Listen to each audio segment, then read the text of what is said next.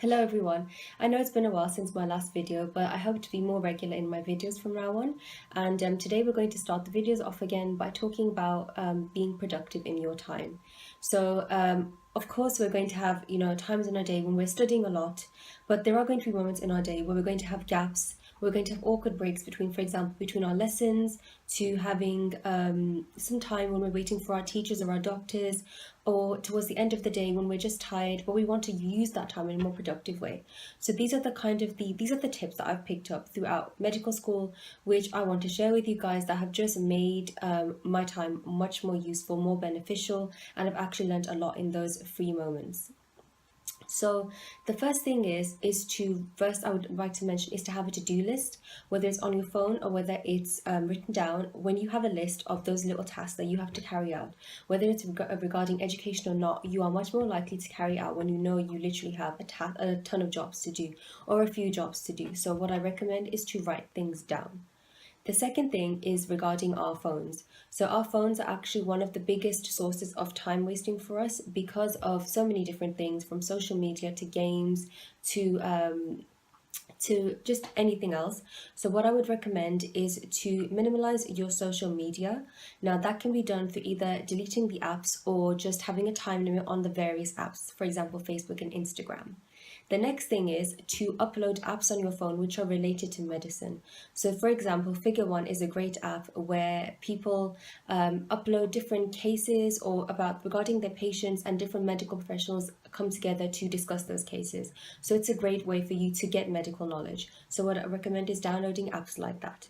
Other apps include, for example, NICE Guidance, which is especially for the UK, and it's just regarding, prescribing drugs and the sort of guidelines that you would be expected to carry out.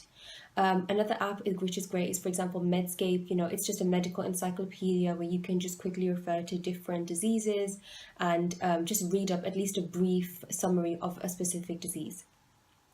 Another thing would be, for example, to have different medical journals, for example, the BMJ or any other sort of medical journals, apps or websites on your phone, so you can just read them up in your free time, so you are keeping up to date with the latest medical advances. My next tip is to have a textbook with you at all times, or some sort of notebook where you have notes that you can kind of refer to and read up on. So for example, the Oxford Handbook you could have in your lab coat or in your pocket, just read up on that, or a notebook which you have some mind maps written down that you can kind of recall. So just kind of revising of the little things or doing a little bit of studying in that free time is always going to be beneficial. Another thing is to read up case-based scenarios. So when you feel like you've studied something or you want to just, test your knowledge, go online and find different cases regarding patients that may have those. For example, Google cases based on respiratory diseases or cases regarding shortness of breath, and try to come up with your differentials in that time, and discuss that with your classmates as well. If you want, like if you guys are waiting around together, upload a case yourself and talk about it with your colleagues. And with that, you can do the same with multiple choice questions. Find questions regarding certain topics that you've studied or you want to test your knowledge, and just read up on that. And that's something that's very useful for you to do at the end of the day as well. If you feel like you don't want to study something, but you want to make sure that you want to test out what you have learned or whether you've learned something. Another thing which you could read up on is your ethics. So ethics is very important, and you are taught it at university, but it may be different in your home countries, especially, for example, countries like the UK, which are very strict on ethical guidelines. So what I would recommend is, find the guidelines. For example, the GMC has a book called The Good Medical Practice, or anything like that. Just find something regarding ethical guidelines in different scenarios and how you are expected to follow those guidelines, what you're expected to do as a doctor, and just try to implement those and remember those in your everyday practice. Now, the other things I would recommend, which is a good way to use your time that may not be exactly related to medical studies, is focusing on your health, your physical health and your mental health. So this includes physical health would be from exercise, whether it's running, going for a jog and running, whether it's walking, whether it's going to a fitness class or doing a sport. Any sort of fitness is going to have a great impact on you physically and mentally. It's going to, and if you feel good, you're more likely to carry out, good and better tasks throughout your day. And of course, as a student, you're sitting down a lot, or you may be doing a lot of things which are draining you, and exercise is a great way just to relieve yourself.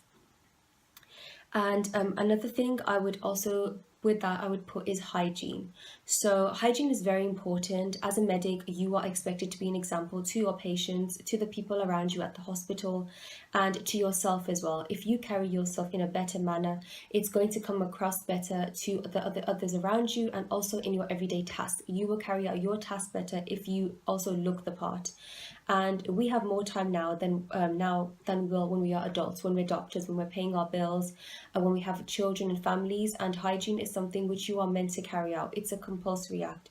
So please be clean, appear your best every day. Try to look your best every day, and not just with your hygiene in yourself, but around you. Have a clean study space, keep your apartment tidy, just all together. You need to be a better grounded individual, and it's just something which says in itself that how important it really is. So please focus on your hygiene as well, and take time out every day to do so.